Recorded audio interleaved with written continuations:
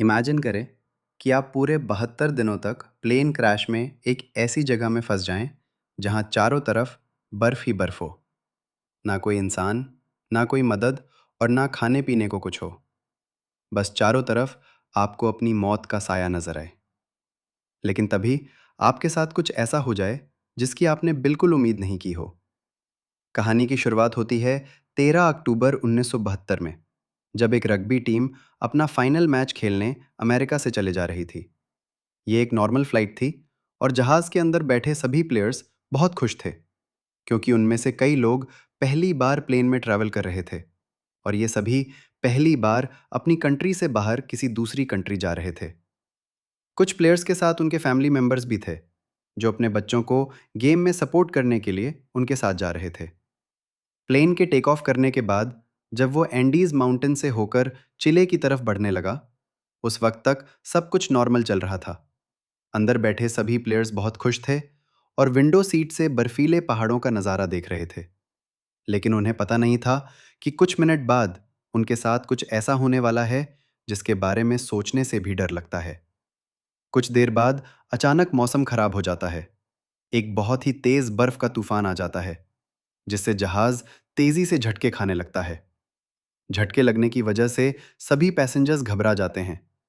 लेकिन अंदर बैठा एक पैसेंजर बताता है कि जब कोई प्लेन पहाड़ों के ऊपर से गुजरता है तो प्लेन में टर्बुलेंस होता है।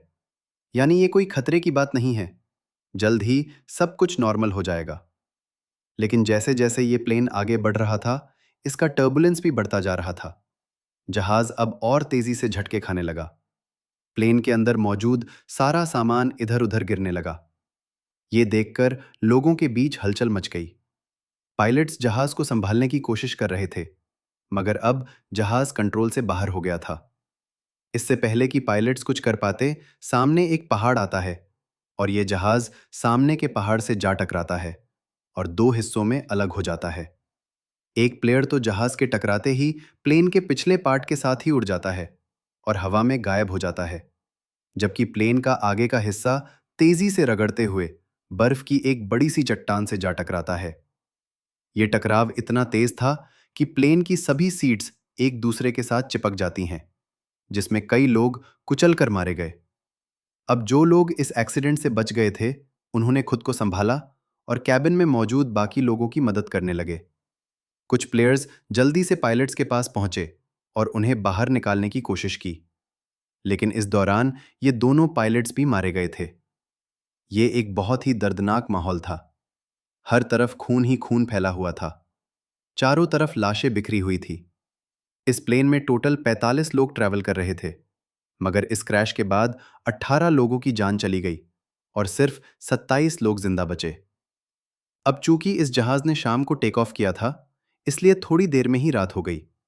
बाहर का टेम्परेचर तेजी से गिरने लगा। ठंड इतनी ज्यादा हो चुकी थी कि वो लोग बर्दाश्त नहीं कर पा रहे थे। अब ठंड से बचने के लिए ये लोग वहां पर मौजूद सामान और डेड बॉडीज का इस्तेमाल करके प्लेन के सभी होल्स को बंद कर देते हैं, ताकि बाहर की ठंडी हवा अंदर ना आ सके। और ये सभी लोग ठंड से बचने के लिए एक दूसरे के साथ चिपक कर बैठ गए। इन सभी की हालत काफी खराब थी। ये अभी भी काफी गहरे सदमे में थे, क्योंकि उन्हें समझ आ चुका था कि ये लोग अब नहीं बच पाएंगे। खैर, जैसे तैसे करके इन लोगों ने रात गुजारी। जब सुबह धूप निकली तो उन्होंने देखा कि 4-5 और लोग ठंड की वजह से मर गए हैं। लेकिन अच्छी बात यह थी कि अब तूफान रुक चुका था। बाहर का मौसम नॉर्मल हो चुका था।